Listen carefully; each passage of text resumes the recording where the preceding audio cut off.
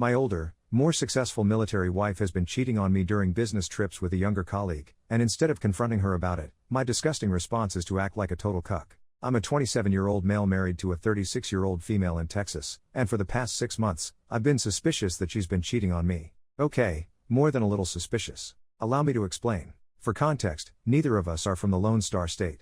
My wife is in the military, so when she got her transfer order 6 months after our honeymoon, we were kind of a package deal. All I was doing was working at a used bookstore anyway. Not that there's anything wrong with that, but I wasn't exactly pursuing work in my field. 8 years later and I'm working from home in IT tech and taking care of our 2 cats Lola and Steve, and she's working for a big shot defense contractor and isn't even legally allowed to talk about her job. Whatever it is, it's afforded us a comfortable life. We have a big house in a nice neighborhood, a rotating set of new cars, and annual fancy vacations in the Bahamas. We throw lavish Christmas parties every year and have a perfectly, professionally manicured lawn, so I've kept my mouth shut about the rest. The rest being the fact that those vacations were becoming increasingly chilly between us, despite the warm climate, and her changing her mind about having kids a year into our marriage, which in the end was for the best, considering how little time she actually spends at home these days anyway. But with the business trips becoming more and more frequent, and her moods always quite different after she got back, I began to grow suspicious. But it wasn't just that. For the first few trips, we would always FaceTime after she got back to the hotel at night. No matter how exhausted she was, she always made time to talk to me. Then out of nowhere, she said that using a camera in a business trip hotel room is against government policy. I thought that sounded a little far-fetched, but I gave her the benefit of the doubt on that one. Big mistake, of course, because the phone calls soon turned into texts only, and especially at night. She would tell me that she was always very busy on these trips and simply had no time to talk, let alone look at her phone.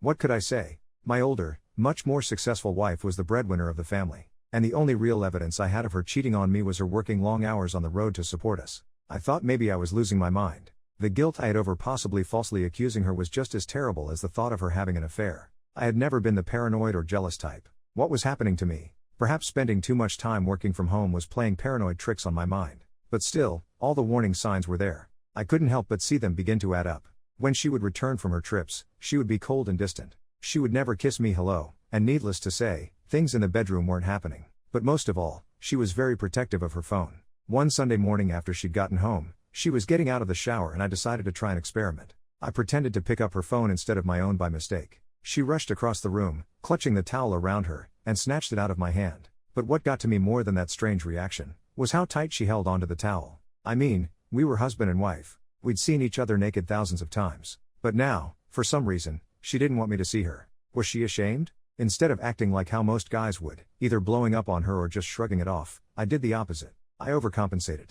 Whenever she'd get home, there would be flowers and gifts waiting for her. I was supportive of her in every way, shape and form. I supported her in her career, in her home life, when she was actually home, that is, and even in her petty little squabbles with her sister over her mother's end-of-life nursing care. In my mind, I was the perfect husband, willing to do anything and everything for my wife. To be at her beck and call at any time she needed me. Maybe I was proving a point. Maybe if she saw that, she would appreciate me. Maybe she would at least be honest with me about whatever it was she's been doing instead of slowly imploding our marriage through toxic silence. But a tragic event in one's life has a way of ruining a good time, and for my wife, that event was the death of her mother. She'd been sick for a long time, but no one expected her to go so soon, and it hit my wife like a ton of bricks. I don't think it helped that she was on one of her business trips at the time and couldn't get a flight back to say her goodbyes. I'd later learn why no one could get a hold of her for that first hour, including me. You can imagine what she was up to.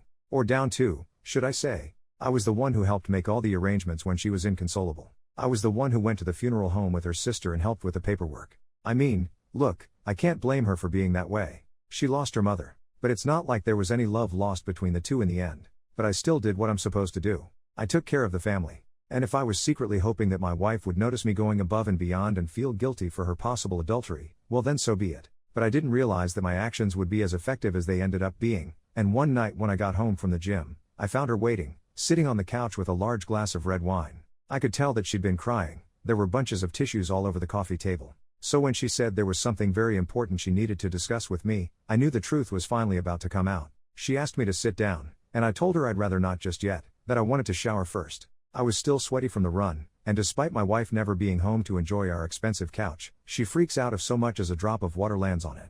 To my surprise, she said she didn't care how sweaty I was and just needed to talk to me now. Knowing that she'd have to have quite the guilty conscience to not care about me getting sweat on the blue suede, I obeyed her commands. She took me by the hand, looked deep into my eyes and smiled, but just a few seconds later, burst into tears. I tried to ask her what was wrong, even though I already knew, and she just fanned her eyes with her hands as she tried to speak. She finally managed to ask me why I was so good to her all the time.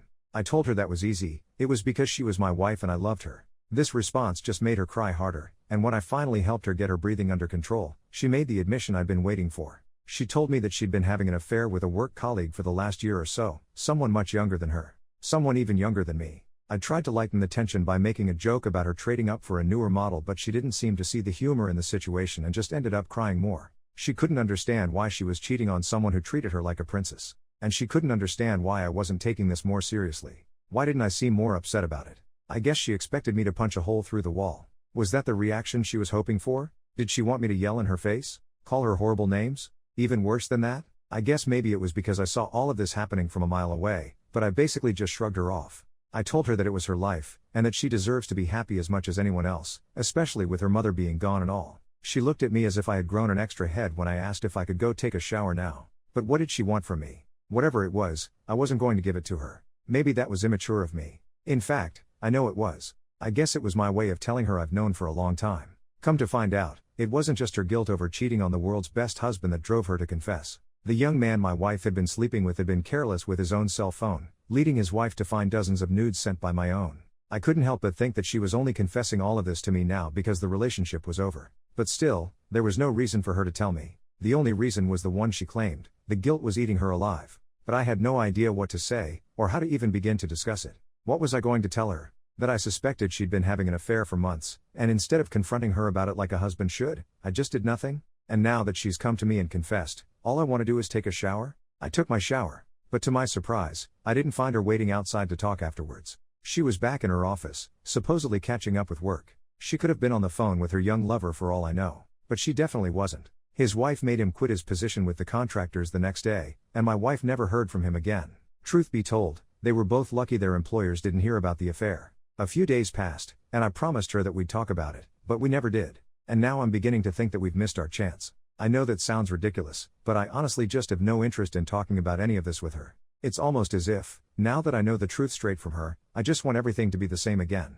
But of course, nothing can ever be the same again. You can't put the toothpaste back in the tube. My wife can't uncheat on me, and I can't undo the strange reaction I had to it. Because I have to stress, what truly upset me the most was my own lack of reaction to it all. I mean, I never expected to end up being a cuckold. I don't have many kinks in the first place, and that's definitely not one that I would have. Although I guess no one picks their kinks, do they? All I know is that I feel like I'm completely in over my head, and I have no rational explanation as to why I would have behaved like this. But the more self-reflection I do, the more things are beginning to come into focus. Ever since we first met on karaoke night at that dirty university pub all those years ago, I always felt like she was settling with me. Like, maybe she saw her girlfriends all settled down and decided it was about time she did it too.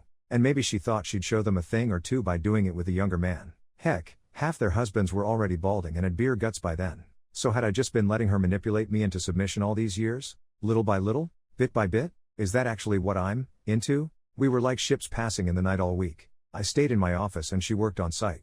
But on Friday night, when there was no escape from each other, she cornered me in the bedroom and offered to do it with me. I should have said no. I wasn't feeling it, of course. And I honestly doubt that she was either. She was just doing it out of some weird obligation or guilt. But instead, I just sort of let it happen. Afterwards I dragged some blankets and pillows downstairs and slept in the basement. I still didn't get much sleep.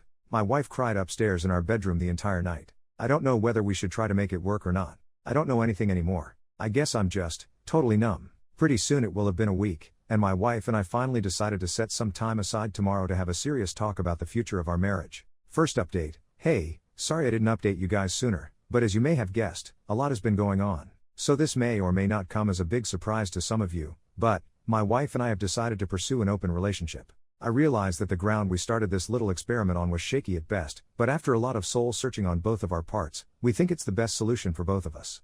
I know I referred to myself as a cuck in an earlier post, and while I'm still not ready to admit that it's a kink I have, I'm willing to see my marriage for what it is. Which means seeing myself for who I am as well. And truth be told, I truly do love my wife. And during our talk, she opened up about the self-esteem issues that she herself has been dealing with in the past couple of years. So I guess you can say that I'm not totally innocent in all of this either. It takes two to tango, right?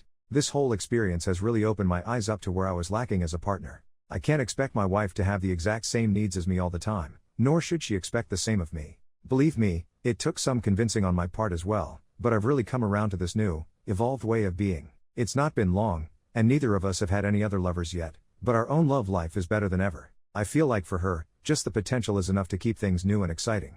I'll be honest, I'm not going to be going out of my way to be hooking up with girls. I've never really been that kind of a guy anyway, but it's so awesome and freeing to know that if I were to meet someone I clicked with, there would be no hang-ups about it. I don't know, we'll have to see how it goes. Like I said, we're in the early stages of this poly thing. But this could very well be the thing that ends up saving our marriage. Second update, hey guys, so on that whole open relationship thing? Well, I was wrong. I mean, we were wrong. My wife and I both take equal parts responsibility for this massive disaster. Honestly, what were we thinking? That is not something you can force someone to be, and I was definitely forcing myself to be something I wasn't to save my marriage. And in the end, it wasn't really a marriage worth saving to begin with. I guess an open relationship is a good idea in practice, but it's a whole other thing when you're the one walking in on your wife with her personal trainer. Which, you guessed it, is exactly what happened to me. Being confronted with the reality of my decisions in such a graphic way was the thing that finally convinced me that poly life isn't for me, and neither is my soon-to-be ex-wife for that matter. I have no hard feelings against her. I really do love her. And I think she loves me too, in her way. But the fact of the matter is, she's someone who never should have gotten married. Or at least not to a guy as inexperienced as I was at the time, and obviously still am. I'm just glad we didn't have any kids. Can you imagine if we brought them into the middle of this madness? Anyway, we're still living in the same house, so that's kind of hard, but it's cordial and we're getting along. We both know it's just time to move on. I wish we wouldn't have had to find out that we were wrong for each other in such a dramatic way, but I guess it all makes for a good story, right? Oh, and by the way, I got to keep the cats in the divorce.